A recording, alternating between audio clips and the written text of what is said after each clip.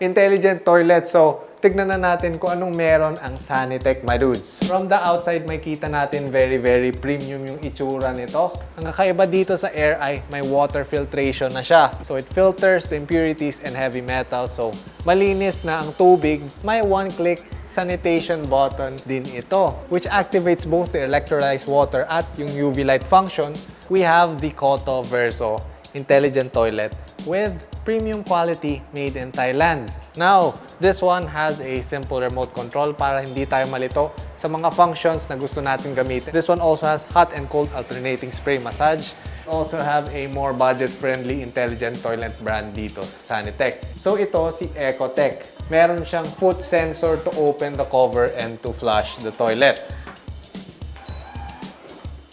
Wow. The Accent 1C Plus Intelligent Toilet. So alam nyo ba, my dudes, na maliban sa kanyang remote, ay meron pa itong mobile app. So imagine nyo na lang, nababangon ka pa lang, nire-ready na yung trono nyo. Anyway, all of these toilets look super sleek.